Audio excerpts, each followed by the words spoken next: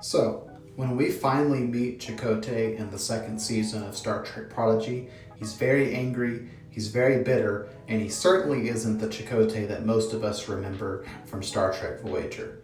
So why is he this way? There's a few good reasons, and I'll tell you why. First off, he's stranded yet again. So obviously the main premise of Star Trek Voyager is that the entire crew and the ship were stranded in the Delta Quadrant. Well, when we finally catch up with Chakotay in Star Trek Prodigy, he is stranded yet again on this planet Ysida, a very harsh planet. And not only that, this time he's been stranded for an entire decade, which is actually longer than the entirety of the time that Voyager was stranded in the Delta Quadrant. So by the time our main crew catches up with him, he has been stranded on this planet for an entire decade alone.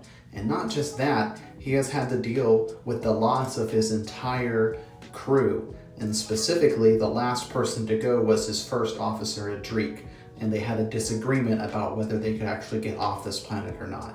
So Chakotay has been now stranded twice in very precarious and intense situations in his lifetime, and this time he's been alone for an entire decade, sitting with his guilt and his grief and mourning the loss of his entire crew. So when these guys show up, all hopeful, splunky, time-traveling mishaps, and he makes the connection that they are the ones that messed with the timeline to begin with, he is pretty bitter. Think Luke Skywalker from the Star Wars sequel trilogy when Rey first meets him.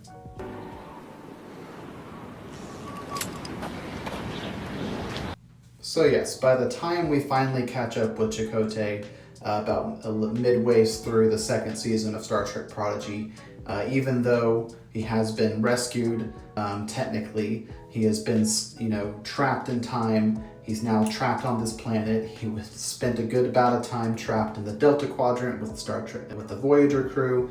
So yeah, by this point, he is pretty bitter. And again, more specifically, he has been sitting with the grief and guilt from the loss of his crew. So he's pretty angry. But if you go on to watch these two-parter episodes of Star Trek Prodigy, the crew, our Prodigy Protostar crew, does eventually build him back up into a Captain Chakotay that is more familiar to us. But it is quite a stark comparison when we first meet him. Alright, I just wanted to talk about that. I've been Alan. Why don't you go ahead and follow along for more Star Trek videos, updates with science fiction, other fandoms, fun little things like this.